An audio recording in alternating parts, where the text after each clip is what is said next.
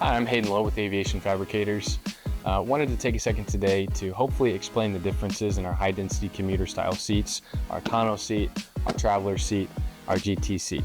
Now first things first, these seats are very different and distinct from the OEM executive seat. This is the seat that's standard in, or one of the variations of the seats that are standard in the King Air 90, 200, and 300. Now, if you've got this seat in your airplane, you probably know that in a 200, you can fit a maximum of 6 of these in. In a 350 or B300, you can fit a maximum of 8 in there.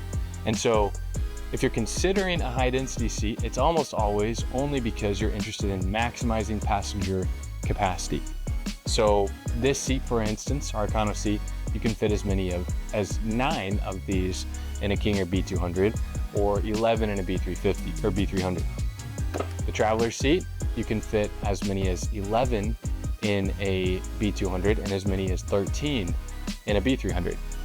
And then the GT seat, which is a little bit of its own animal here, and we'll talk about the differences between the 3 seats here in a second. You can fit as many as 9 in a 200 and as many as 11 in a 300. So let's break down the differences real quick between each of the seats. So if you're considering the econo seat, this is our first iteration high density commuter seat.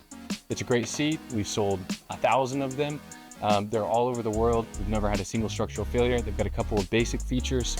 You got an armrest, inboard only, goes up and down. You've got a headrest, goes up and down, and the seat back does fold forward too, in case that's helpful to you. If you choose to do your upholstery with us, we're gonna sew it with a seat pouch on the back. It's gonna be just like an airline style seat. Now again, 9 of these can go in a 200, 11 of these can go in a 300. 22 to 26 pounds per seat with upholstery and all options, of course, being near to the 26 there. All right, this is our traveler seat. This was the next iteration. In a lot of ways, it's a very similar seat. Same inboard armrest, goes up and down. Same headrest, it goes up and down. Same seat area. The only real distinct difference here is that there's this little cutout right here.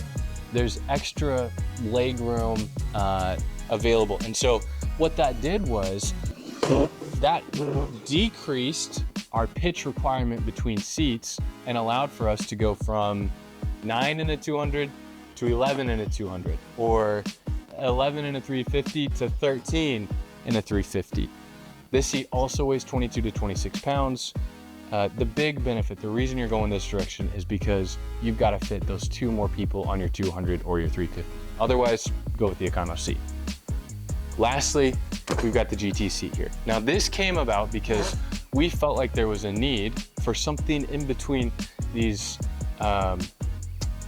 very basic, hardworking but simple high density commuter style seats that we have and the executive seat. You're trading off some comfort here to go from this to this, and we wanted to reduce the difference between the two while still maintaining some of the high density commuter style benefits. And so the result was this GT seat. Now this seat has armrests that can go on both sides. The inboard armrest still folds up and down. Probably the most notable feature here is that you can actually recline this seat.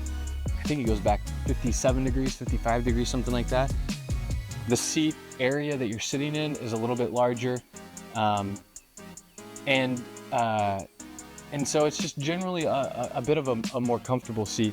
It's only gonna add a few pounds, 27 to 32 pounds, depending on your options here.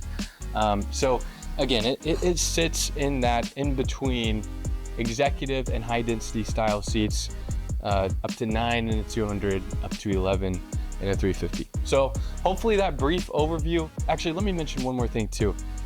You can, both in these 2 seats, we do have an aft facing version that's available. So that's helpful to people. You can put a club in and you're gonna be saving weight. So I think that's an important feature to note.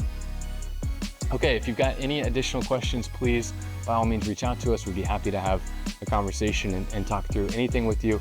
But this should be able to give you some kind of a high level overview of our different high density commuter style options. Thanks.